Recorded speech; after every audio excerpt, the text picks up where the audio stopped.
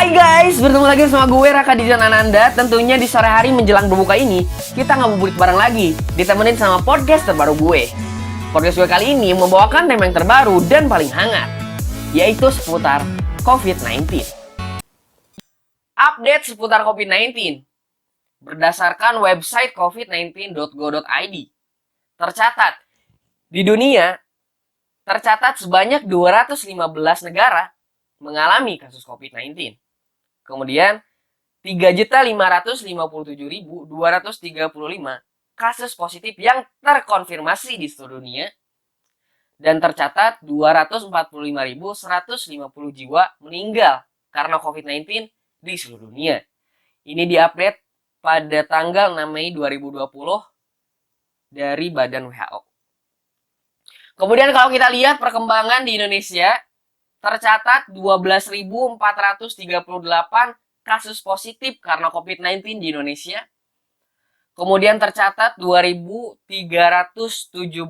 orang yang sembuh dari COVID-19 di Indonesia. Dan tercatat juga 895 jiwa meninggal karena COVID-19 di Indonesia. Ini juga diupdate terakhir pada tanggal 6 Mei 2020.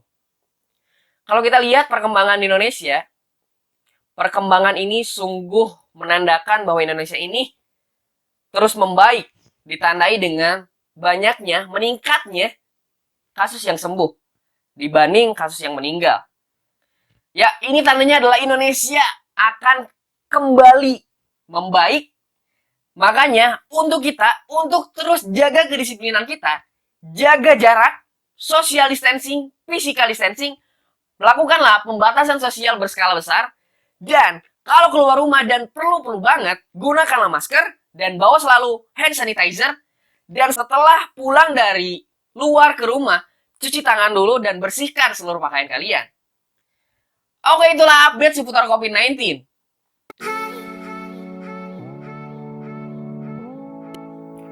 Begitu banyak masalah yang timbul akibat virus corona, baik bagi dunia usaha maupun pekerja. Pandemi corona membuat aktivitas usaha banyak yang terhenti. Pilihan merumahkan dan melakukan PHK karyawan pun terpaksa dilakukan perusahaan kecil maupun besar di Indonesia. Pandemi corona yang semakin meluas berdampak pada pemutusan hubungan kerja, PHK para karyawan perusahaan.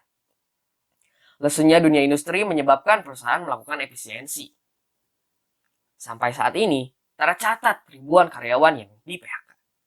Selain itu, sebagian lainnya ada yang tidak kena PHK, tetapi dirumahkan tanpa dapat gaji.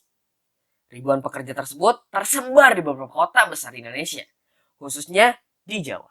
Selain itu, banyak informasi yang pro dan kontra terkait pekerja maupun buruh yang dirumahkan, maupun yang di PHK, dengan banyak alasan tertentu akibat dampak virus corona. Lalu, apa sajakah fakta-fakta terkait informasi tersebut? Nah, gue udah rangkum beberapa fakta-fakta pekerja yang dirumahkan dan di PHK menurut penjelasan Menteri Ketenagakerjaan Ida Fauzia, yang gue udah ambil sumbernya dari liputan6.com. Fakta yang pertama, 2 juta pekerja kena PHK. Berdasarkan data Kementerian Ketenagakerjaan per 20 April 2020, Menteri Ida mengatakan, tercatat data total perusahaan, pekerja atau buruh formal, dan tenaga kerja sektor informal yang terdampak COVID-19.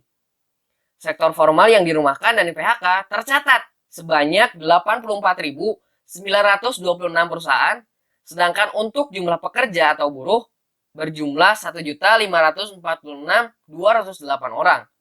Sementara untuk sektor informal yang terdampak ada 31.444 perusahaan yang harus merumahkan karyawan, dengan jumlah pekerja terkena PHK mencapai 538.385 orang. Jadi, total antara sektor formal dan informal, perusahaannya ada 116.370 perusahaan, dan jumlah pekerja ada 2.084.593 orang. Fakta yang kedua, pekerja UMKM yang banyak terkena PHK.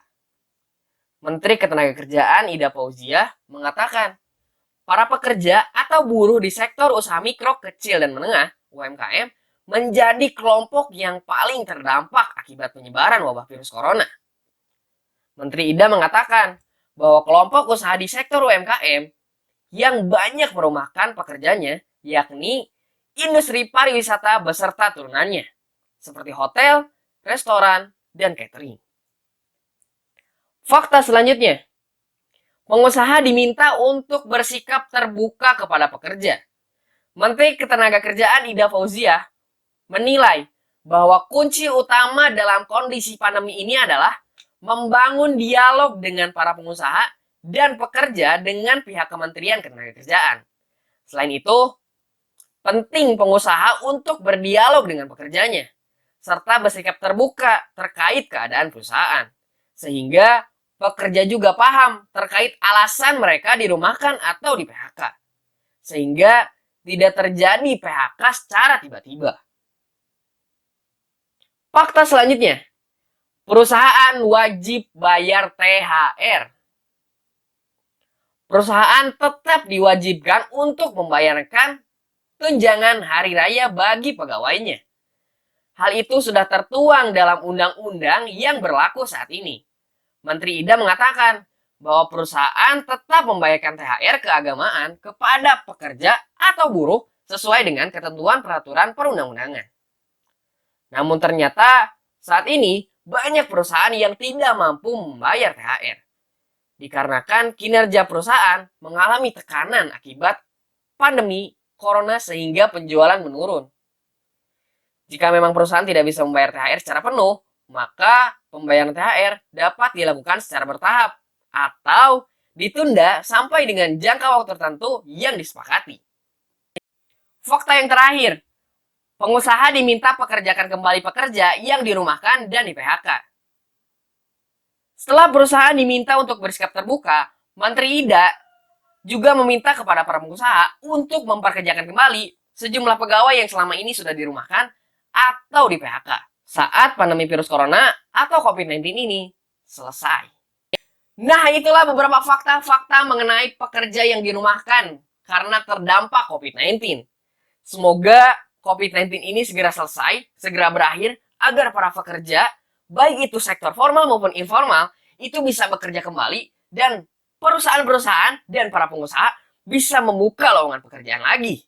Untuk kita, untuk tetap tingkatkan kedisiplinannya, mulai dari pembatasan sosial berskala besar, social distancing, physical distancing, dan gunakanlah selalu protokol kesehatan. Tetap di rumah aja, work from home, stay at home. Kalaupun perlu keluar rumah, gunakanlah protokol kesehatan. Mulai dari gunakan masker, bawa hand sanitizer, dan ketika pulang ke rumah, jangan lupa cuci tangan, cuci kaki, dan bersihkan badannya. Dan jangan lupa pakaian yang sudah digunakan keluar rumah, cuci langsung, dan ganti pakaian Anda. Terima kasih sudah menonton tayangan ini dan jangan lupa klik tombol subscribe agar mendukung channel ini untuk upload video hampir setiap hari. Dan jangan lupa share ke teman-temannya biar teman-temannya tahu akan update dari channel ini. Oke teman-teman, sampai bertemu lagi di podcast gue selanjutnya. Gue Raka Dijan dan Anda mohon pamit undur diri. Wassalamualaikum warahmatullahi wabarakatuh.